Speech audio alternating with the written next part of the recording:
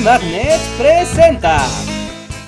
La mañana del 6 de junio de 1944, los aliados desembarcaron en la costa de Normandía, en Francia, para romper así el muro del Atlántico de los nazis y comenzar a acabar con ellos en toda Europa. El llamado Día D, el inicio del fin para Hitler y las fuerzas del eje. Es un eje del mal. Herr Goebbels dijo que lo dejáramos en eje solamente para hacerlo más catchy, pero es un eje del mal. ¡Del mal! El nombre de la operación fue Overlord, y el desembarco fue todo un éxito. Sin embargo, esto pudo haber cambiado fácilmente, de no ser por otra operación no tan conocida. Bueno, de hecho fueron muchas, pero a falta de tiempo lo dejaremos en una operación de la cual no se habla tanto. La cual consistió en engañar al enemigo haciéndose valer de un montón de tácticas, desde información falsa, por la radio, dobles agentes, ejércitos de goma, dummies en paracaídas, todo tipo de tácticas ingeniosas. El objetivo, hacer quedar a Hitler como un zoquete. El nombre de la operación, Operación Dejemos a Hitler como un zoquete. Oigan, En realidad el nombre de la operación fue Operación Fortaleza, u Operación Bodyguard en inglés, y comenzó a planearse años antes del día D. Fue el 28 de noviembre de 1943 que Franklin D. Roosevelt, Joseph Stalin y Winston Churchill se reunieron en Teherán para trazar los planes conjuntos para derrotar a Hitler y a las potencias del eje. La idea era invadir Europa Occidental a través de un desembarco en algún punto indefinido, en lo que los alemanes llamaban el Muro del Atlántico, que iba desde las costas de España hasta Noruega y cuya construcción había empezado desde 1942. Los nazis suponían que la invasión era inminente, y Hitler asignó a Erwin Rommel como comandante para mejorar las defensas. Y en los meses previos al desembarco, los alemanes intentaron desesperadamente determinar cuándo y dónde invadirían los aliados. No hubo un consenso entre Hitler y el alto mando alemán. Rommel creía que los aliados invadirían por el paso de Calais, aunque también es probable que el asalto llegue por Normandía. Hay que esperar lo inesperado.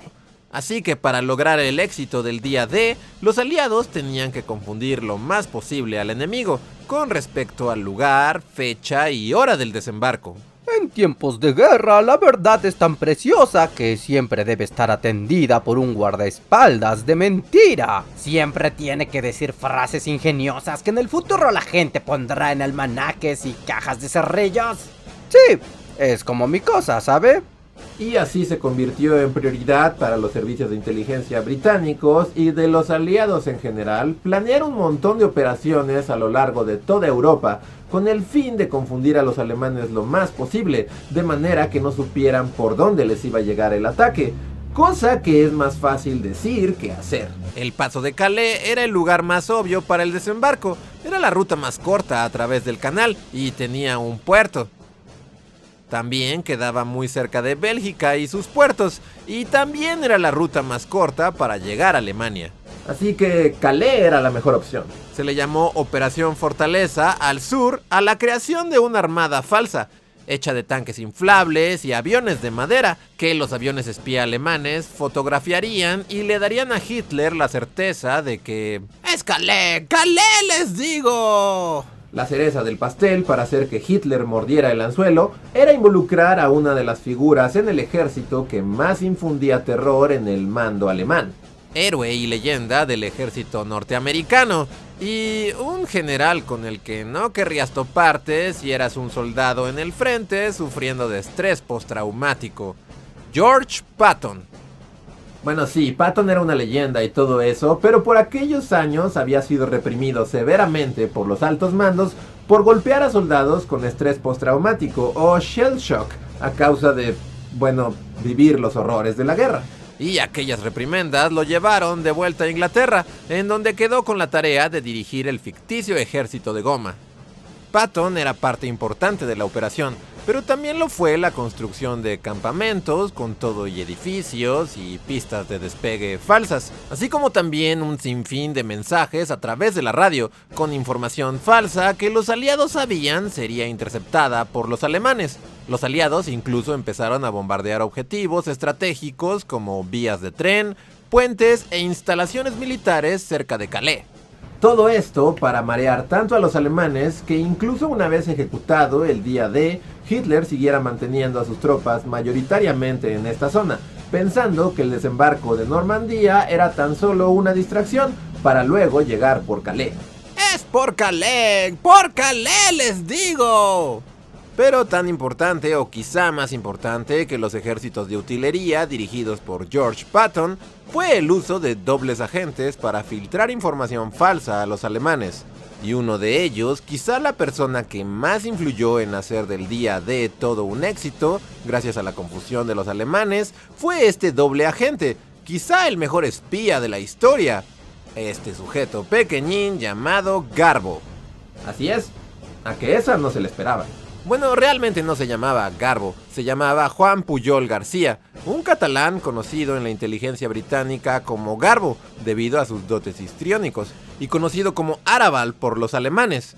Y aunque estemos acostumbrados a pensar en los espías como personajes fuera de serie, que saben combatir cuerpo a cuerpo, tienen licencia para matar y aventuras por todo el mundo, bueno, la historia de Garbo demuestra que en la vida real las cosas siempre son muy diferentes. Garbo nació en Barcelona en 1912 y tras experimentar en carne propia los horrores del fascismo tras la Guerra Civil Española, decidió que debía contribuir de alguna manera a poner fin a la guerra, ayudando a los aliados. Y vaya que este es el ejemplo máximo de aquella frase que dice que una persona puede hacer el cambio con el poder de su imaginación. Así, desde Lisboa, que era neutral, hizo creer a los alemanes que residía en Londres. Convenció al servicio de espionaje militar nazi que había comprado a una docena de hombres que trabajaban en las bases militares de Reino Unido. Creó, entre otros, los personajes de un piloto alcohólico de la Fuerza Aérea Real, un lingüista que odiaba a los comunistas, un operador de radio homosexual, un estudiante venezolano que coqueteaba con la secretaria del ministro del Interior británico, un republicano irlandés que odiaba a los ingleses y una enfermera ninfómana que mandaba informes desde el frente asiático. A través de esta falsa red de espionaje, que sumaba 27 agentes inexistentes repartidos por toda Inglaterra, persuadió al alto mando alemán de que la apertura del frente occidental tendría lugar por el paso de Calais. ¡Cuánta información valiosa nos ha dado ese Arabal! ¡Denle la cruz de hierro! Y para darle un poco más de credibilidad a la Operación Fortaleza y hacer así más exitosa la Operación Overlord, es la Segunda Guerra Mundial, está llena de nombres de operaciones super cool. Antes del desembarco se lanzaron paracaídas con muñecos maniquís llamados Ruperts en zonas de toda Francia durante la noche, así como también un grupo selecto de soldados cargados con bocinas que luego tuvieron la tarea de activarlas en tierra, produciendo sonidos de explosiones, balazos y gente gritando. También tiraron un montón de aluminio desde los aviones para así confundir a los radares alemanes. Hoy en día sabemos que la Operación Fortaleza o el conjunto de operaciones para distraer y confundir a los nazis fue todo un éxito, incluso más de lo esperado por los aliados. Ante semejante combinación de agentes distractores, a la hora del desembarco en Normandía, la reacción de los alemanes fue de completa confusión y parálisis.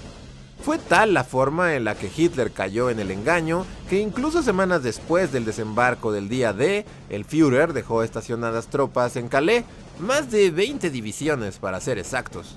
Y esa es a grandes rasgos la historia de la Operación Fortaleza, o como la conocemos en Bully Magnets, la operación Dejemos a Hitler como un soquete. ¿La conocían? ¿Qué les pareció? Pónganlo en los comentarios, si les gustó denle like, ya saben, apóyennos suscribiéndose al canal, compartiendo este video. No olviden que pueden apoyarnos en Patreon y en el sistema de membresías de YouTube. Y queremos agradecer a las personas que nos apoyan en Patreon y en el sistema de miembros de YouTube. Rodolfo Cervantes, Raúl Sánchez Echeverría, Jorge Alberto Miranda Barrientos, Andrea Sánchez, Areján, Catalina Díaz, Elkin Córdoba, Emilio Anguiano, Itzel Torres, Jonathan Francisco Portillo, Lautaro Dichio, Manuel F. Rebollo, Marjorie Pernia, Omar BJ, Portal Mosaicos y Yoshimi R. Muchas gracias por apoyar el proyecto y hacer que podamos seguir haciendo videos. Espero les haya gustado el video y nos vemos hasta la próxima. Adiós.